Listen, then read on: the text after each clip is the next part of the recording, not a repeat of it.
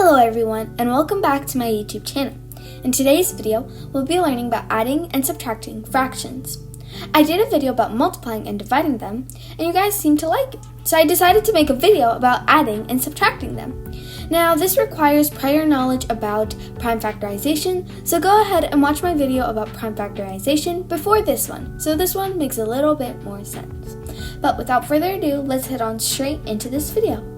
So why don't we go over some rules when it comes to dividing and multiplying fractions? So the first rule is the denominator must be the same when you're adding or subtracting them. But there's something, and that is called the least common denominator. And the second rule is you do not do anything to the denominator, only the numerator, and you'll see what this means in a bit. So let's say we have 3 over 4 plus 1 over 4. So the denominator is the same. So rule 1 is fulfilled. In our answer, this is when rule 2 comes into play. The denominator stays the exact same. All you do is add or subtract, depending on what the problem wants, the numerators. So in this case, 3 plus 1 is equal to 4, so you get 4 over 4, which is equal to 1.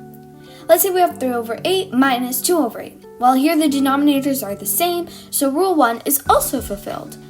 But we have to subtract the numerator and denominator. So we're not doing anything. We're not subtracting the denominators or adding them, because then, let's say we're subtracting. Then we'll get whatever the numerators subtract by each other over 0, which does not make sense. That is impossible. So we need to make sure, so always remember, we're really dealing with the numerators here, not necessarily the denominators, unless we need to change it. So let's say we have 3 over 8 plus 1 over 4. So here we need to change the denominator because they're not the exact same. So first things first, we're going to prime factorize both of these numbers. And then 4 is 2 squared, and then 8 is 2 cubed. And we're going to take the greatest one, which is 2 cubed, and that's 8. And to get 4 to 8, what do? You multiply by 2.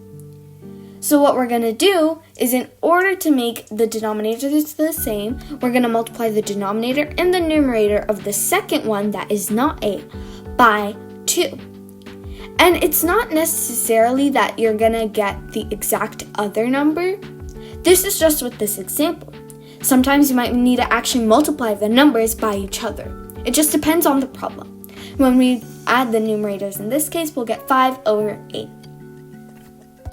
Let's do another problem with different denominators, shall we? So let's say we have 4 over 20 plus 1 over 5. Well, we prime factorize both of these numbers. 5 is just 5 times 1, and then 20 is 2 squared times 5. So what do we do in this case? We take 1 5, and then we take 2 squared. When we multiply those, we get 20. And this makes sense because 5 can go into 20 if we multiply it by 4. And we must multiply the numerator and the denominator. You cannot just multiply one or the other. So in this case, we'll get 4 over 20 plus 4 over 20, which is equal to 8 over 20. And if we divide by 4 to simplify, we'll get 2 over 5. Now let's do one with different denominators, but instead subtracting. So 7 over 20 minus 1 over 5. So from the problem before, we know that we need to multiply by 4 in order to get the same denominator. And then remember, we only do something to the numerator. The denominator will stay the same, and the denominator is 20. And if we subtract 7 minus 4, that's 3 over 20, which is our answer. Now, you all are going to do a practice problem all by yourselves. Now, these are actually a couple problems. You're going to do 2 addition problems and 2 subtraction problems.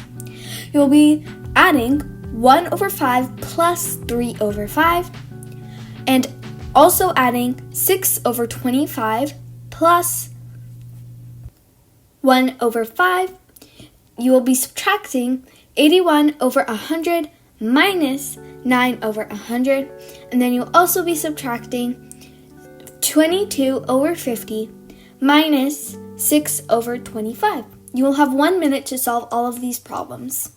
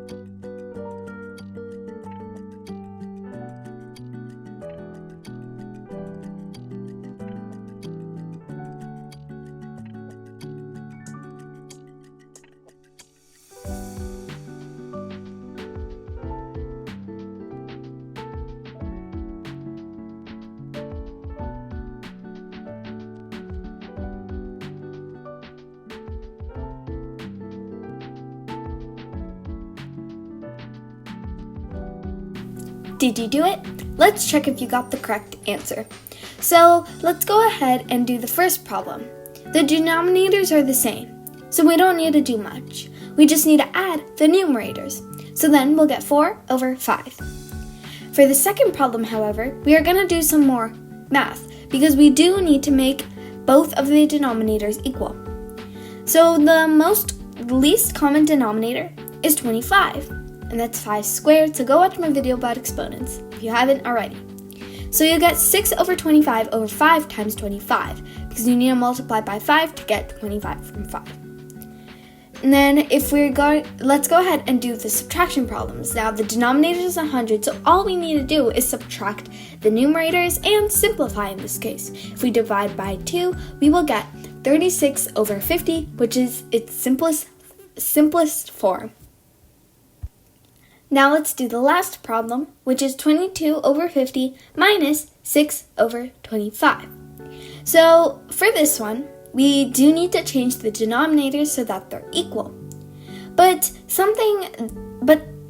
there are problems where you can easily find the least common denominator in your head, and this might be one of those cases because 25 is just 50 divided by 2. So if you multiply by 2, then you should get 50. And then you multiply the top by 2, so you get 22 minus 12, which is 10 over 50, which simplifies to 1 over 5. Congrats, you made it to the end of this video. Whether it's you needed help with this concept, you wanted some extra practice, or you just wanted to review, I hope you learned something or got some extra practice in. It'd mean the world to me if you subscribed and hit that notification bell so you get notified every time I post a brand new video. If you liked this video, please give it a thumbs up or give it a thumbs down. It just tells me if I need to change anything. You can always comment on my discussion page with any questions you might have and for any suggestions for my videos. And you can also email me, which is in the description box. Thank you all so much for watching. Bye!